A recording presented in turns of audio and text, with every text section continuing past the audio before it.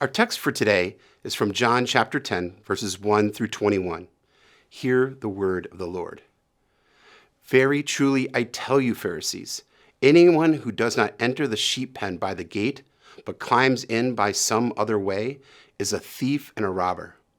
The one who enters by the gate is the shepherd of the sheep. The gatekeeper opens the gate for him, and the sheep listen to his voice. He calls his own sheep by name and leads them out. When he has brought out all his own, he goes on ahead of them, and his sheep follow him because they know his voice. But they will never follow a stranger. In fact, they will run away from him because they do not recognize a stranger's voice.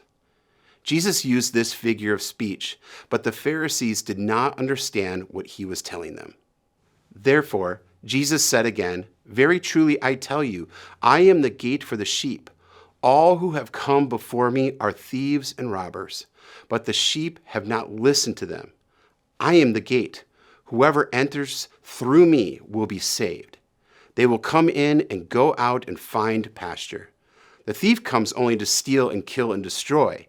I have come that they may have life and have it to the full. I am the good shepherd.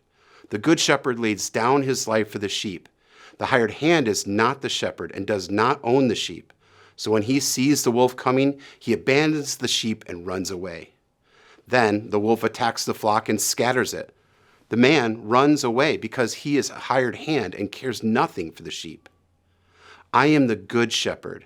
I know my sheep, and my sheep know me, just as the Father knows me, and I know the Father, and I lay down my life for the sheep. I have other sheep that are not of this sheep pen. I must bring them also. They too will listen to my voice, and there shall be one flock and one shepherd. The reason my Father loves me is that I lay down my life, only to take it up again. No one takes it from me, but I lay it down of my own accord. I have the authority to lay it down, and the authority to take it up again. This command I received from my Father. The Jews who heard these words were again divided. Many of them said, He is demon-possessed and raving mad. Why listen to him? But others said, These are not the sayings of a man possessed by a demon. Can a demon open the eyes of the blind? This is the word of the Lord. Thanks be to God. Good morning, High Rock. I'm glad to be with you all today on this second Sunday of Lent as we continue our Witness series. Our text today, the story of the Good Shepherd, it's a classic. Jesus is inviting us to trust him, to follow him, and to know him as the Good Shepherd. That sounds pretty good to me. I've been following Jesus since I was a little kid, mostly at least, so I think I probably got this one in the bag. Trust Jesus? Sure, check, done. What's next? If only. Whether we've been followers of Jesus for a lifetime, or we're still not sure if Jesus is the Good Shepherd, or maybe we're somewhere else on that spectrum, we all know that trust is like one of those things that's almost always easier said than done. And even if we've made the big decision to follow Jesus, there are lots of smaller daily decisions where we still have to choose and choose again. It's not a once and done sort of thing. We don't simply sign on the dotted line and then go about our business for the rest of our lives. Just like we don't take wedding vows and then say to our spouse, great, all right, well, that was fun. Have a nice life. No, following Jesus, trusting Jesus, it's a lifelong relationship. It takes work. It takes daily recommitment in big and in small ways. Now, for me, like I said, I've been following Jesus since I was a little kid. In fact, I'm told, although I have no memory of this, that when I was 5 years old, my dad was reading me a bedtime story, and I blurted out, I want to accept Jesus into my heart. I'm sure I learned that phrase at church or Sunday school. And my father, who just so happens to be a pastor, was beaming with pride. And he said, would you like me to pray with you? To which I apparently said something to the effect of, no, this is between me and Jesus. Get out of my room, Dad. Again, I have no memory of this, but being totally honest, it sounds pretty on brand, so I believe it. I've never been a big fan of letting other people tell me what to do or how to do it. I march to the beat of my own drum. I prefer to do things my way, to stay in control. Trust is great for other people. Trust for me, it's always felt dangerous. When you trust someone else, you give up power and control. Trust means vulnerability, and vulnerability means that I could get hurt. One expert in the field of trust who I read recently described trust as a confident relationship with the unknown. Yeah, see, that's the problem. How can we have a confident relationship with the unknown? That's describing a paradox. That sounds like the polar opposite of power and control, which coincidentally is the opposite of trust. We might think that the opposite of trust is mistrust, but in truth, it's control. Now, my preferred method of avoiding trust and vulnerability is to be a control freak, to be as emotionally resilient and intellectually brilliant as I possibly can be. If I don't need anyone's approval or input, then I don't need to rely on anyone else and become vulnerable. That keeps me in control, which is how I like it. Now, you may not be as much of a control freak as I am, but we've all been burned before. Who hasn't been betrayed at some point in their lives? Have you ever put your trust in someone only to find out they weren't worthy of your trust? Maybe you went out with someone whose dating profile was, let's say, embellished. Or who hasn't bought something only to find out it's not exactly what was advertised?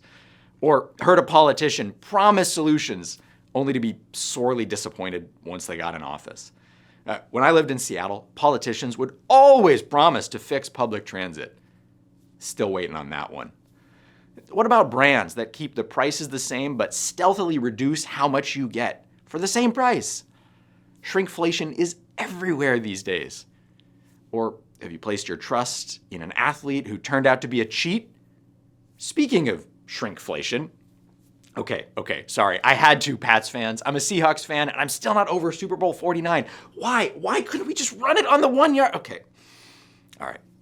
Back to the sermon. Trust is hard because people and causes are often untrustworthy. Having our trust violated is never fun. But sometimes the stakes can be much bigger than simply not getting as many cookies in the pack as we hoped for. And when things fall apart, we're left with a stinging wound. I mean, have you ever been promised a promotion or a raise next quarter, only for that never to materialize? Or had a friend who didn't show up when you needed them the most? Or had a relationship fall apart because your partner broke your trust? What about a pastor or church leader who turned out not to be trustworthy or safe? Or a police officer who abused their authority? I could go on and on and on. When this happens, it leaves us feeling exposed and often humiliated. We'll do almost anything to keep this from happening again. We find ways to put on armor to keep ourselves in control. Next time, there won't be a next time. We're all carrying some baggage when it comes to trust. I mean, is it even possible to have a confident relationship with the unknown? Better yet, is it wise? Now, trusting Jesus sounds great, but we've all had other people tell us to trust them, and we've all been burned before. So, how can we be sure that Jesus won't betray us? How can we know that this time really will be different? Is it foolish to let go of control, to take off the armor? In our text today, the Pharisees who Jesus was speaking to, they had the same pointed questions about why they should trust Jesus, or maybe more accurately, why they felt that they shouldn't. Now, it's easy and all too common for those of us reading Scripture 2,000 odd years later to create a caricature of the Pharisees, to dismiss their hard-heartedness as a character flaw. They can almost become a foil. But the thing is, their lack of trust, it was well earned. When Jesus was speaking to them, it was in the lead up to the festival of dedication. This is the next verse, immediately after our passage today. Now, if you aren't familiar with the festival of dedication, it might be because today we call it by another name. Today we call it Hanukkah. Now, Hanukkah is an 8-day-long holiday that, on one hand, is a celebration, but on the other, it's a time of harsh critique of leadership. It's a time of remembering what's known as the Maccabean Revolt. The short version is that after Alexander the Great's empire collapsed and was divided up, a new empire came to power over the Jewish people, the Seleucids. And this fellow, by the name of Judas Maccabeus, led a violent uprising for Jewish independence. And once they gained some military success, they went into the temple and lit a menorah. And as the legend goes, there was only enough oil for one day, but miraculously, it stayed lit for 8 days. This was viewed as God's blessing over the violent revolt and endorsement of an independent and restored Israel, and messianic fervor was in the air. And yet, it all fell apart. Judas Maccabeus would die not long after, and then a bit further on down the road, the Romans would come marching through and snuff out what remained of that short-lived dream. As it turns out, the celebration was premature. And when Judas Maccabeus fell in battle, texts from that time recall that all Israel made great lamentations and how the mighty have fallen, the Savior of Israel. And both God and some of Israel's past leaders, they've often been referred to as shepherds. It's in Genesis, it's in the Psalms, it's in Isaiah, it's everywhere in the Scripture. King David, Israel's greatest king, was famously a shepherd in his youth, and from his line was to come Israel's Messiah. Now we add into this mix that Jesus is clearly telling the Pharisees that there are other sheep. Now he wants to include the Gentiles? Friends, Israel, historically speaking, didn't do particularly well when it came to intermixing with other people. They had a pretty well-defined habit of being poorly self-defined. They frequently fell into idolatry. They struggled to remain self-differentiated and to hold healthy boundaries. So instead of being a light to other nations and people, they would let their light go out and follow the pagan faiths of other nations. They became subsumed. This led to some pretty dire consequences in the past. So if I were trying to set up a way to really trigger the Pharisees' past trauma, I probably couldn't come up with a better list of topics if I tried than Jesus picked. Claiming to be God, claiming to be a savior, calling yourself a shepherd, and trying to include Gentiles, and all of this in the lead up to Hanukkah, no less? The Pharisees desperately want a restored Israel, and yet Jesus is playing all the greatest hits of how Israel has messed up in the past. Jesus is essentially saying, hey, trust me, this time will be different. I'm not like all those other false shepherds, the thieves, the bandits, the hirelings. I'm different. Follow me. Be my flock. When we take all that together, well, frankly, I get why they were hesitant. Their hope had been extinguished, and lighting that flame again probably seemed like a surefire way to get burned. Now, I don't know if the connotation of being a sheep was the same back then as it is today, but in our context, being a sheep is usually not a good thing. I used to drive by a mechanic shop in Seattle whose sign out front changed every week, but some new wild conspiracy was there. But regardless of what was there, it always started with the same phrase, "Wake up, sheeple." The Pharisees, like all of us, they didn't start out hard-hearted and cynical. They started out hopeful, and their initial motivations weren't bad. They started out wanting to restore Israel through strict Torah observance. They wanted to be a faithful, godly people. They wanted Israel to be what it was always supposed to be, a light to the nations. That's a good thing. That's a good thing. That's what God wanted too. They also wanted to be shepherds of Israel, and they didn't want to let their flock fall prey to another bad shepherd. They didn't want to be sheeple. Yet over time, bit by bit, that desire to protect became legalistic and moralistic. Their leadership became more and more about preserving their own power and control. Now, a few decades after Jesus' death and resurrection, many would try yet again to win their freedom through violence. Yet again, trying the same tired method to save themselves. The result? was that Rome would crush that uprising and would raise the temple, which remains today much as it did 2,000 years ago, a pile of rubble. If you visit Rome, you can also see the Arch of Titus, which depicts Rome's victory and Jerusalem's annihilation. You can see the same type of menorah taken from the temple that supposedly was miraculously lit the last time the same effort was tried. Jesus is trying to show another way. He's a different kind of shepherd, and following him leads to different outcomes. But it requires radical trust. It requires letting go of power and control.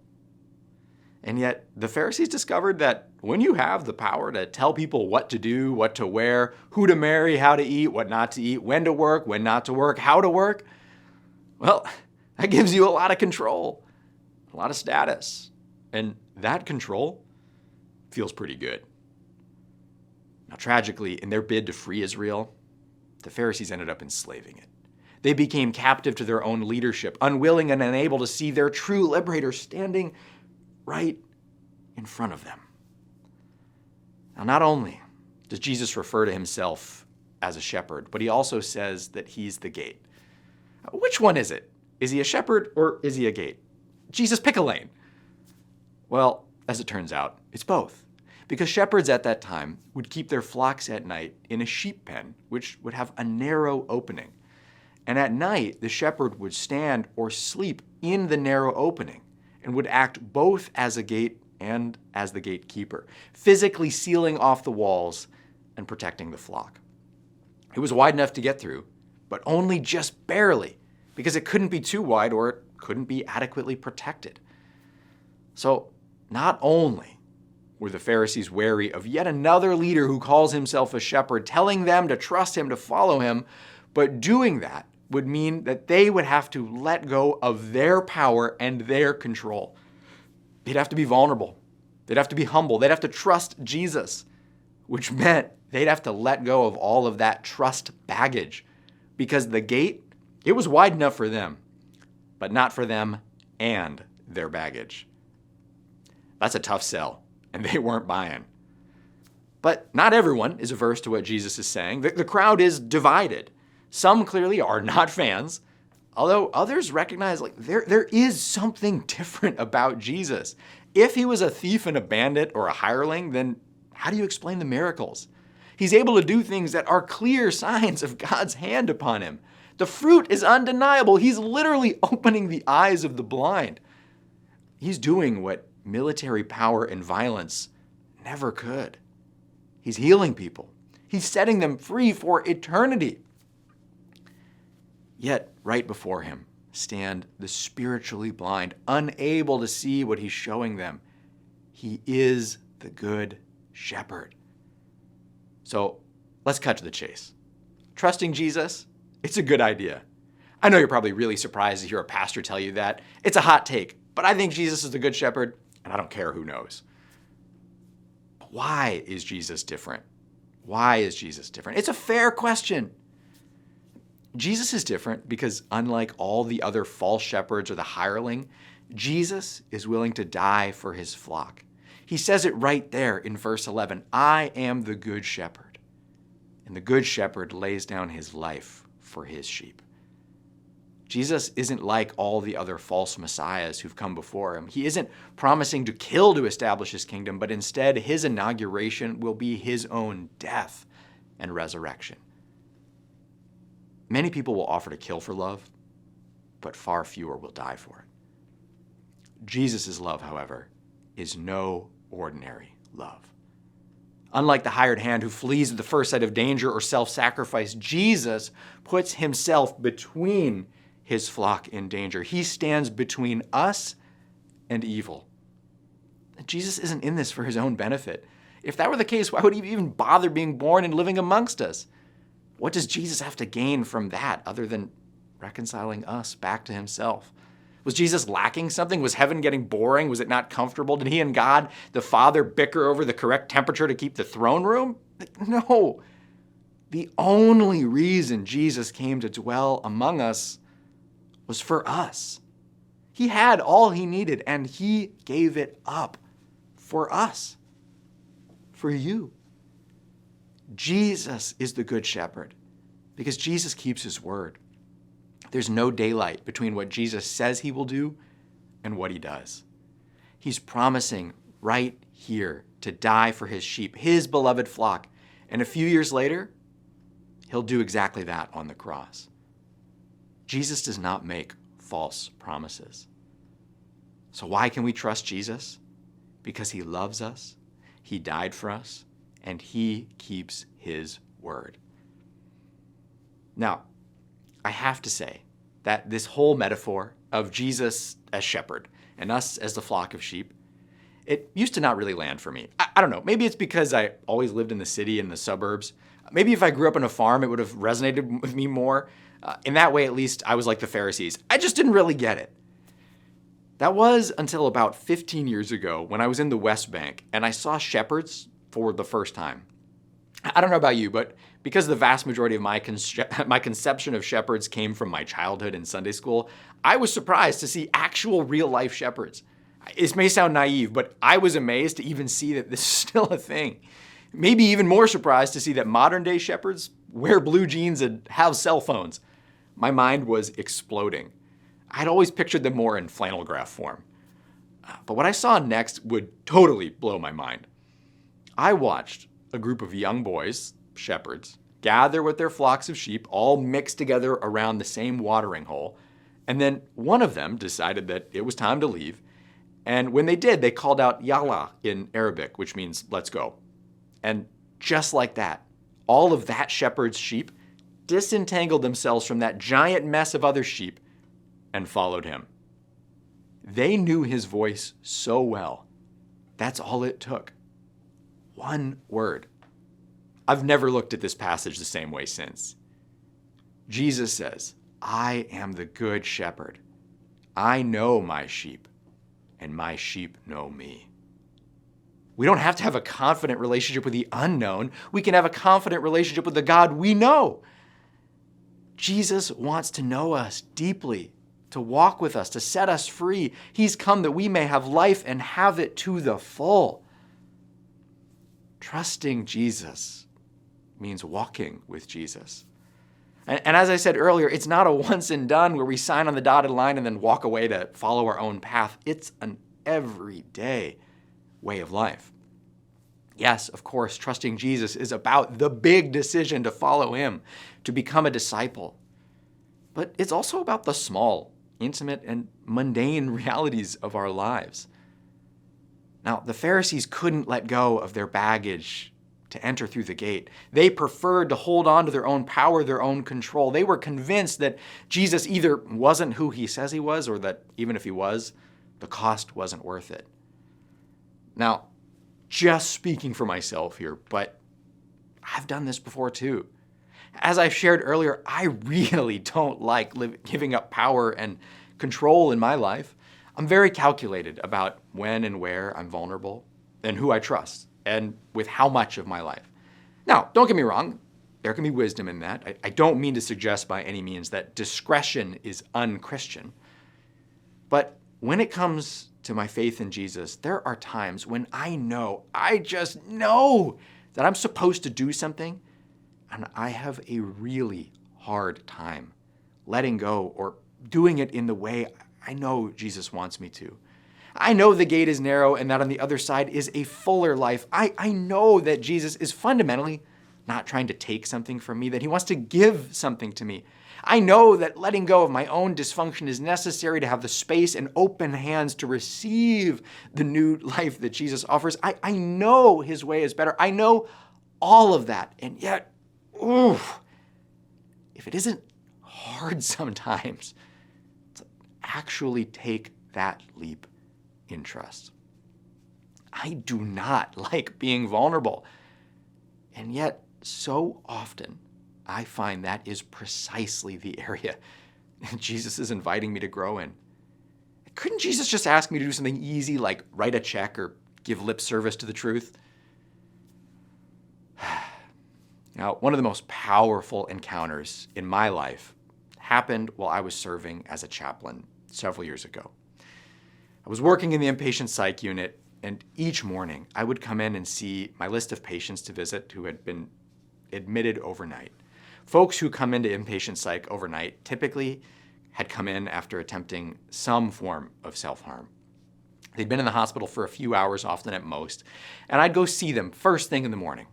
They were usually pretty near the bottom of the pit of despair. These were dark conversations. And starting my day like this with 2 or 3 or 4 of these visits, day in, day out, week in, week out, month in, month out, starting to wear on me. I was honestly not sure how much more of this I could take. I was working long hours, I was picking up lots of extra shifts, and so when I finally got a day off in the middle of the week, I was pretty near the bottom of the pit of despair myself. And I was desperate for even just a hint of human warmth or connection. But seeing as it was a work day, no one was available. And I tried everyone, and I mean everyone. I was calling up 4th-string friends off the bench. Nothing, nada, striking out everywhere. So after a full day of being completely alone and trying extremely hard to connect with someone, anyone, I was laying awake at night, totally defeated and deflated. My tendency in life is to only rely on myself, and in that moment, that was feeling really, unfortunately, and very necessary. I was honestly wondering if I had it in me to show up for work the next day. I truly contemplated quitting. I was that threadbare spiritually and emotionally. If it was all up to me, and it felt like it was, then I was all out of gas. I couldn't carry anyone else's grief. I was done. I had come truly to the end of myself. So I started to pray because I was all out of other options. And what happened next is difficult to describe. I had one of the strongest senses of Jesus' presence with me that I have ever encountered in my life. I began to see the most difficult and painful moments of my life. It was kind of like watching a movie. It was almost like I was watching a Christmas Carol.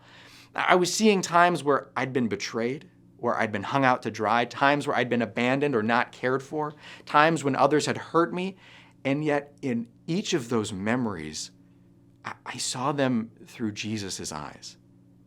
There were no words exchanged, but the message was as clear as day. Jesus had been with me through it all, and he was there with me in that moment too.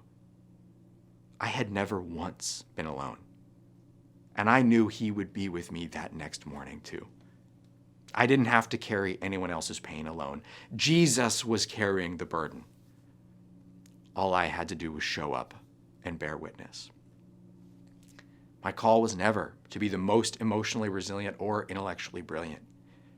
It was and always has been to simply be faithful, to follow the Good Shepherd's voice when he calls, to join him as he pursues more sheep to care for and add to his flock. Now, friends, I don't know what it is that Jesus wants you to let go of or maybe step into in this Lenten season. I truly don't.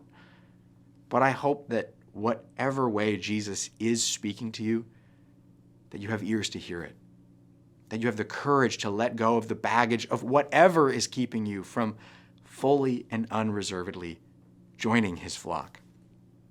Just as Jesus laid down his life only to take it up again, so too he's calling us to die to ourselves, to join him in his resurrection. I hope you trust and know his voice when he calls to you, because he is calling to you. He is the good shepherd, and he knows each of his sheep by name. Jesus knows your name. Jesus is breaking the broken paradigms and failed systems of this world. He is calling us to live for him and to live for one another and to step forward in radical trust.